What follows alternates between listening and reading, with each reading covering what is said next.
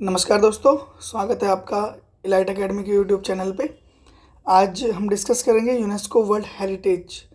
अभी कुछ टाइम पहले न्यूज़ में रहा है कि मराठा मिलिट्री लैंडस्केप्स को यूनेस्को वर्ल्ड हेरिटेज में शामिल कर लिया गया है, जो कि जुलाई 11 2025 की न्यूज़ थी। ये अभी यूनेस्को वर्ल्ड हेरिटेज का 47वां सेशन था, जिसमें मराठा मिलिट्री लैंडस्केप्स को ऐड किया गया है।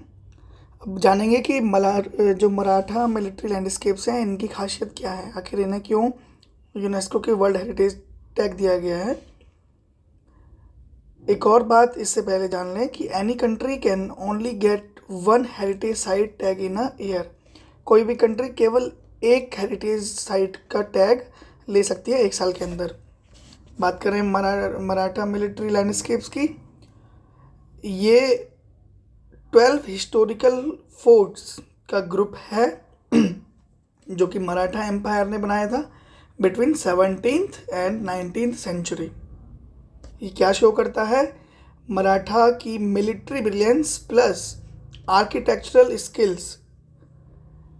बात करें इनकी, तो ये पूरे के पूरे नेचर के साथ ब्लेंड है। मतलब इनमें ज़्यादा आर्किटेक्चरल चेंज नहीं किया गया है, नेचर को ही ओरिजिनल वे में यूज़ किया गया है एज अ मिलिट्री एडवांटेज। तो मिलिट्री एडवांटेज देता है using the land natural features.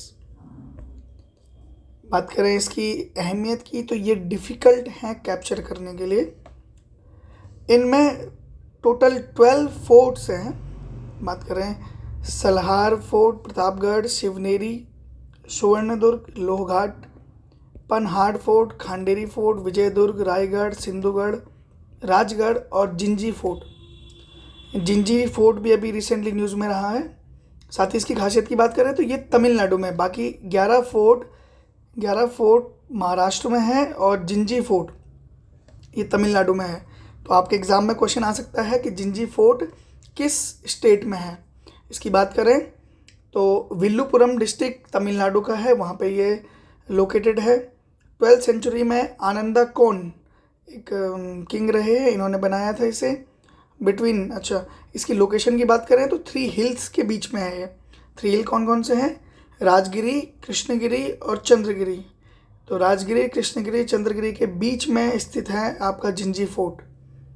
इसे दूसरे नाम सेंजी फोर्ट के नाम से भी जाना जाता है तमिलनाडु के अंदर। अब ये बात हुई मराठा मिलिट्री लैंडस्केप्स की। इसके बाद थोड़ा यूनेस्को के बारे में भी जान लेते हैं। आखिर यूनेस्को के वर्ल्ड हेरिटेज साइट हैं क्या और क्यों इन्हें ऐसा नाम दिया गया है, या क्या है हेरिटेज साइट्स। तो ऐसी साइट्स जो स्पेशल कल्चरल, जिसकी क्या हो, कल्चरल सिग्निफिकेंस हो और फिजिकल सिग्निफिकेंस हो, ऐसे एरियाज़ को हेरिटेज साइट का टैग दिया जाता है क्या, आखिर क्यों? जिनके प्रोटेक्शन, जिनकी आइडेंटिटी के प्रोटेक्शन की ज़रूरत हो, कल्चरल और नेचुरल प्रिजर्वेशन की ज़रूरत हो, या फिर वैल्यू टू ह्यूमैनिटी हो, ऐसे साइट्स को हम हेरिटेज साइट्स का टैग देते हैं। अब ये प्रोसेस चलती कैसे है, आखिर किसी भी साइट को हेरिटेज साइट का टैग कैसे मिलता है? सबसे पहले टेंटेटिव लिस्ट तैयार की जाती है, जो भी स्टेट पार्टी हैं, जो भी कंट्रीज़ हैं, वो अपनी एक लिस्ट प्रोवाइड करती है, जिसे टेंटेटिव लिस्ट कहते हैं। दूसरा, उसके बाद नॉमिनेशन का काम होता है। इसमें से कुछ सिलेक्टेड जो हेरिटेज साइट्स हैं, अभी हेरिटेज तो नहीं है, जो साइट है उन्हें नॉमिनेशन किया जाता है उनका। फिर उनका इवैल्यूएशन, 3 बॉडीज़ हैं, ICOMOS है, IUCN है और ICCROM है। इन तीनों के द्वारा जो एडवाइजरी बॉडी है, इसे हम एडवाइजरी बॉडी कहते हैं, ये इवैल्यूएशन करती है जिनका नाम फाइनल हुआ है, जिन लिस्ट का नॉमिनेशन में नाम फाइनल हुआ है उनका ये इवैल्यूएशन करती है। उसके बाद इनके फाइनल करने के बाद वर्ल्ड हेरिटेज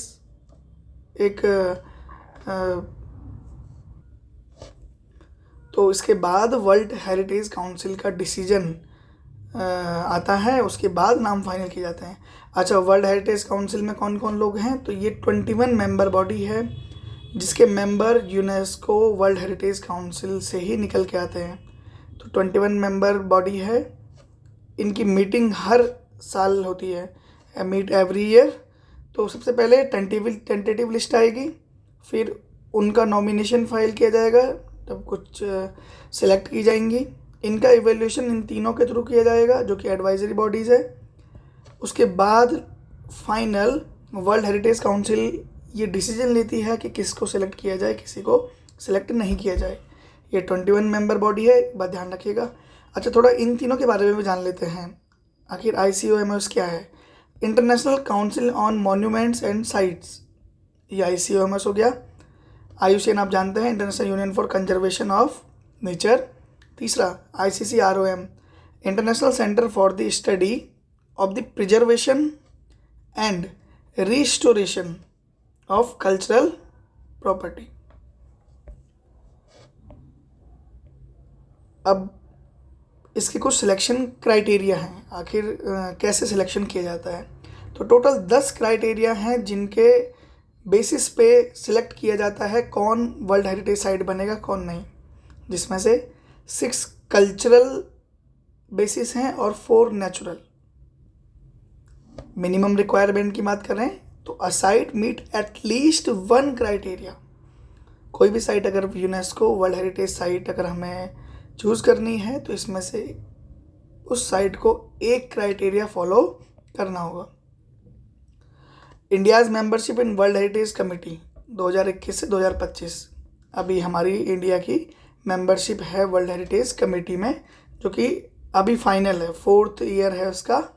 तो 2021 से 2025 में अभी हम मेंबर हैं वर्ल्ड हेरिटेज काउंसिल के। कुछ और जानकारी नोट कर लेते हैं। World heritage sites in India, अभी इंडिया के पास 44 वर्ल्ड हेरिटेज साइट्स हैं, जिसमें 35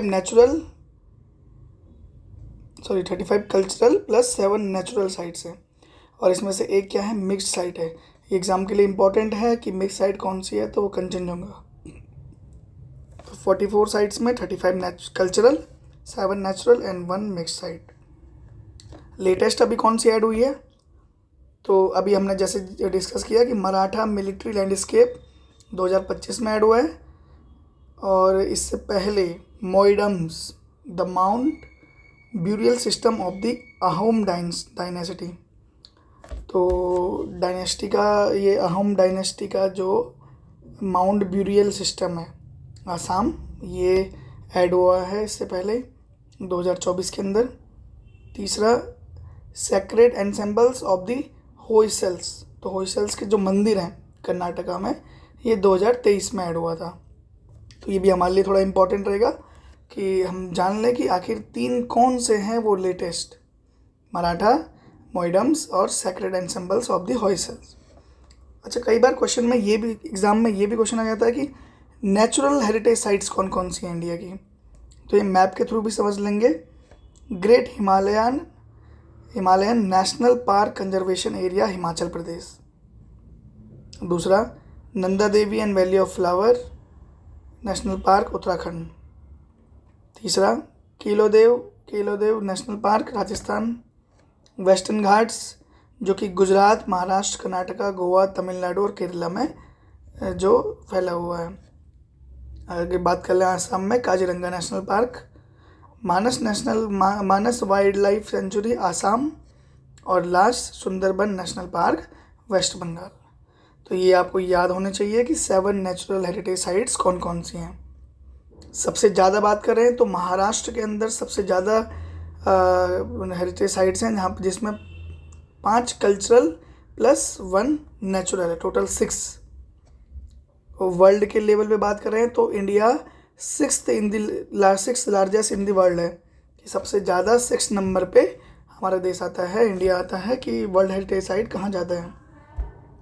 अच्छा, नोडल ऑर्गेनाइजेशन की बात करें तो आर्कियोलॉजिकल सर्वे ऑफ इंडिया, ये हमारा जो वर्ल्ड हेरिटेज साइट है उसके डेटा को प्रोवाइड करता है यूनेस्को को, और इंडिया में इससे रिलेटेड काम, सारे वर्ल्ड हेरिटेज साइट से रिलेटेड काम आर्कियोलॉजिकल सर्वे ऑफ इंडिया ही करता है। बात करें वर्ल्ड हेरिटेज डे, तो वर्ल्ड हेरिटेज डे मनाया जाता है 18th ऑफ अप्रैल, ये आप ध्यान रखेंगे। थीम क्या थी इस बार? Heritage under threat from disaster and conflicts, preparedness and learning from 60 years of ICOMOS अभी पढ़ा था ऊपर। ये एक NGO है, नॉन गवर्नमेंटल ऑर्गेनाइजेशन है, जिसे कंजर्व और प्रोटेक्ट करने का काम दिया गया है कल्चरल साइट्स को। वर्ल्ड हेरिटेज कन्वेंशन की बात करें तो ये 1972 में हुआ था, जिसके अंडर अभी ये सब काम चल रहा है। इसे अडॉप्ट किया था यूनेस्को ने to protect cultural and natural sites, और इंडिया ने कब ज्वाइन किया? 1977 में। काफ़ी सारे फैक्ट हैं, बट ये एग्ज़ाम के थ्रू बहुत इंपॉर्टेंट है एग्ज़ाम के लिए, तो हमें इसे एक बार याद करना होगा।